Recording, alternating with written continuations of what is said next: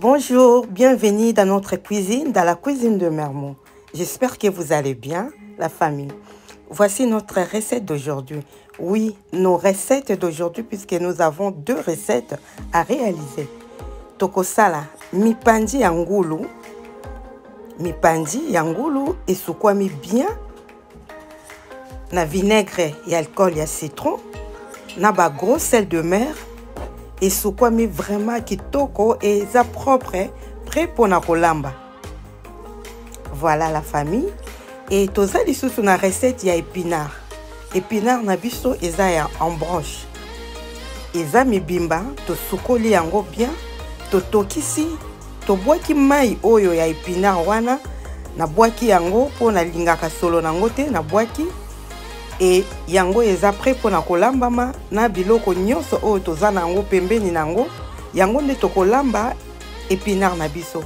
Nous allons réaliser notre recette des épinards avec une tomate, 3 échalotes, 2 gousses d'ail, piment, une courgette, l'aubergine, le poireau, une tige de céleri aussi, un poivron vert là-bas, oui, c'est caché là-bas, 2 cubes de crevettes et un peu d'huile de tournesol. Il y a aussi du piment à côté. Et tokolamba yango pambate. Tokotia poisson fumé. Yango yo nalakisi pembeni. Poisson fumé na biso nzombo. Lokola na lingaka yango mingi. Yango tokolamba épinard na biso. Tokotia moi muscade moké en poudre. Et c'est tout. Soki olingaka kolamba épinard na poisson te. Ndekonanga, tu peux le faire comme ça sera toujours trop bon. Même sans poisson, ça sera toujours trop bon. Voilà. Après, pour les mipandi, nous avons là 2 tomates fraîches. Mais on va utiliser juste une tomate. Loko les aba tomates à minene, trosa et la kaka moko. Nous avons 2 oignons rouges, un peu de céleri et de poireaux, pas beaucoup, puisque nous avons déjà 2 oignons, moi piment moko, moi poivron na biso ya orange. Voilà, tokotia épices oyo, mélange ya ail na gingembre. Tozape na moi ail moko à côté, toko sangisa nyonso puisque mélange ya ail na gingembre ezalaka vraiment makasité. Na moi huile mouké, toza nango besoin bande kolanga et puis toujours muscade en poudre mouké pour ça la biloko na biso malamu. Voilà, je présente tout. Mais mipandi na biso ya lelo bande kotomoni eza frais. Toko lamba yango boete. Na préféré ki lelo avant ya kolamba yango, on va le mettre au four. Pourquoi? Pour diminuer moi ba graisse. Lokola mipandi ezalaka na ba graisse mingi. Na kotia yango na four pour diminuer la graisse. Après tout ça la recette na biso ya kokalinga mipandi. Je montre encore tout ça. Et tokozala na besoin du susu ya mungwa pour na ko assaisonner mipandi na biso avant to tia yango na four. Na tie ba gants, je mets les gants. Vous pouvez aussi vous laver très bien les mains. Na kosala geste oyo tozotia mipandi na biso nyonso na sani. Voilà, excusez-moi s'il y a un peu de bruit puisque toza na ba travaux, donc makelele les a moi mingi bo excusez soki boyoki moi makelele yango yo. Totie mipandi na biso, tobakisi cuillère moko ya soupe pas bien rempli, normal, un peu rasé. Yango nde kaka tokolamba tokosa la recette na biso. Mipandi na biso yango yo, il faut très bien mélanger pour lokola ba mungwa eza ya minene et ko risquer ezwa place moko ebele place mususu mukie. Donc yango na préféré vraiment ceux qui to sali mélange oyo avec n'importe quel assaisonnement tokoki kotia soit mungwa ou bien ceux qui boko préféré botia ba cube mususu bande kolanga. Il faut très bien mélanger pour mungwa ezwa partout na misuni. Yango tozo mélanger nyonso. Dans la cuisine, les jeunes, il faut être patient. Donc c'est ce que je fais là. J'ai très bien mélangé mungwa et huile partout. Salé à votre goût, la famille.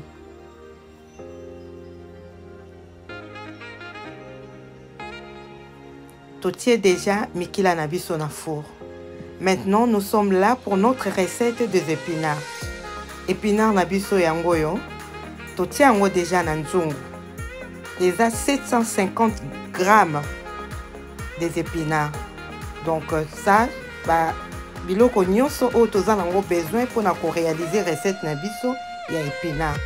Toko tia nyonso na kati ya nzungu. Je crois j'ai présenté déjà biloko oyo na lakisaki ba poivron, poireau, nyonso, ail et tout toko tia. Toko ça la mélange na biso après totie 2 cubes ya crevettes pe mbala moko na kati ya nzungu na biso.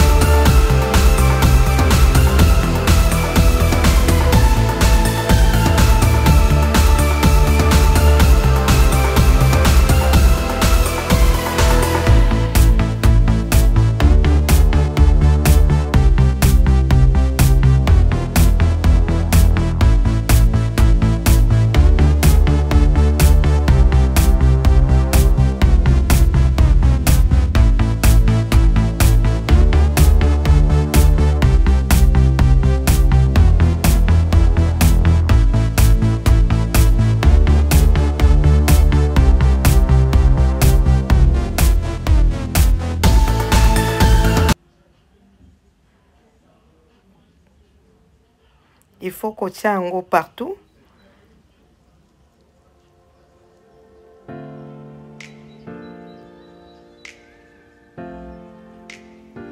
Après, tokobakisa sikoyo, le reste ya ba biloko nyonso toza nango, totie moi muscade en poudre. Moi na quantité moko ya normal, pas beaucoup. Tosangisi ba légumes na biso nyonso, tozolongo la tomate moko, tokata kikara moko yango toko mélanger yango na mipandi na biso.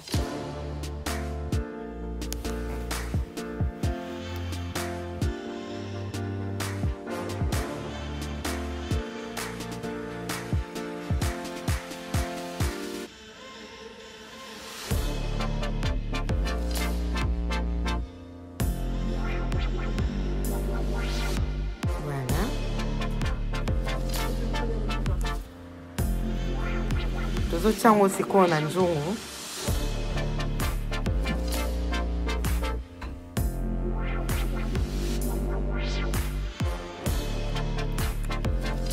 Épices na biso, il y a sel chinois, un peu d'huile. Huile ezala vraiment mingité pour l'instant. Ceux qui de kokolinga kosa la recette oyo ezala na mwa mai sauce ezala kobakisa lisusu huile te otiki kaka ndenge ezalaki. Je vais expliquer tout à l'heure. Donc yango yo totia yango mwa mai moke.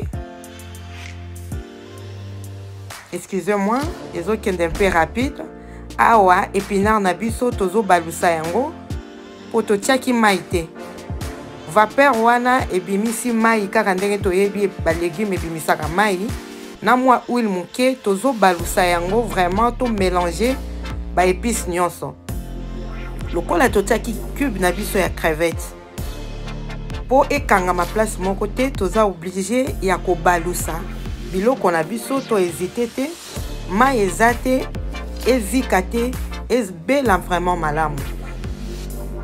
Mipanzi na biso pe pareil. Yango ekoti déjà na moto. Tokotika yango pe etoka. Vous avez vu, je crois, na tiaki mwa mai moke pour permettre mipanzi na biso recette na biso ebela. Lokola totokisaki yango te, totia yango kaka na four. Pour mipanzi ebela bien, il faut vraiment kobakisa mwa mai moke, mai wana nde ko permettre viande na biso ezala tendre. Épinard na biso yango tomoni mai nyonso vraiment ekauki presque. Ba légumes pe oyo to mélangeaki ebeli presque partout. To bakisi sikoyo poisson na biso mbisa okauka. Oyo bako préféré kolamba ngo na mbisa kokauka. Toko tiango en étape oyo. C'est à cette étape qu'il faut rajouter le poisson par rapport à la recette nanga ndenge nazo sala. Voilà.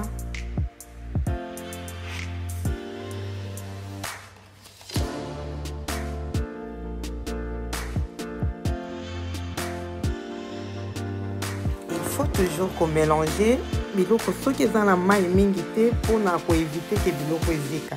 Na niveau oyo sikoyo to bakisi mwa mai moke. Lokola totie poisson, il faut poisson pe ebela. Donc il faut ko bakisa mai na quantité oyo bokolinga recette na bino ezala. Biso to lingi ezala mai koleka pete mais na quantité moko normale. Voilà la famille, nous sommes toujours dans la cuisine de Mermoz. Oui, il faut expliquer beaucoup plus pour la jeune Nabiso. Pour les jeunes, vraiment, on a besoin d'explications pour permettre bango, ça la recette ta bango, malamu loko na biso ba maman tozo sala. Mi pandi na biso yango yo, tomoni ezana na mai, ezana sauce, comme j'expliquais tout à l'heure. Nga recette na ngai ya biso ya mokona lelo to lingi ezala na sauce te. To ko liango vraiment ya ko kalingama. Alors sauce oyo jus oyo ezo permettre mi pandi na biso e bela. Lokola to tiaki yango na four to tokisaki te. To yebi biso nyonso viande de porc, il faut vraiment ko tikela yango temps e bela vraiment makasi e bela. Donc sauce oyo e ko permettre mi pandi na biso etoka ebela soki mayo ekauki nde après tokomona ndenge nini to continuer recette na biso.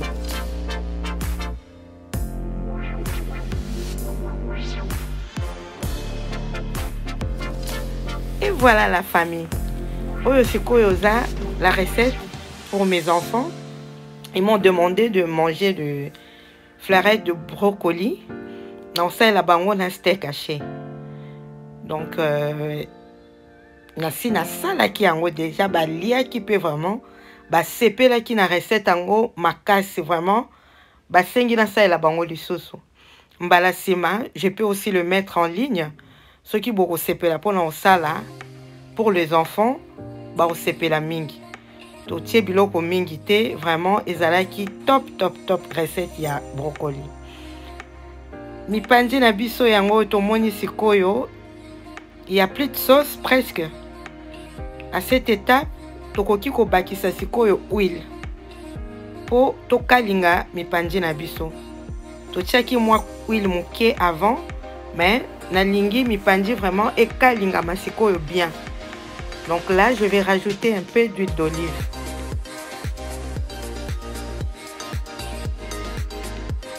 Si vous n'avez pas d'huile d'olive, vous pouvez faire avec de l'huile de tournesol, mais il ne faut pas mettre beaucoup. Pour viande ezalaka déjà na ba graisse belée. Donc on tient vraiment huile avec modération. Kaka pour permettre viande ekalingama mais ezikate. Miam miam. On va laisser un peu de temps. Mipanzi et bella. En même temps, il faut toujours qu'on balou ça. Pour les légumes na biso ezikate. Pour ceux qui eziki, to baby si ma solo. Vraiment toza wana naza sur place. Nazo balusa nyonso malembe nazo surveiller. Koto Nathalie mipanzi, koto Nathalie épinard. Voilà, ba maman na cuisine tout ça la raka boy.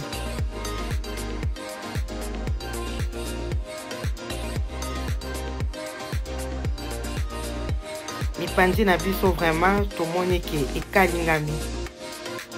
Huile na bakisaki ezali sosote. Ba légumes na biso pe ebeli, etoki et puis ekalingami. Vraiment rien à dire.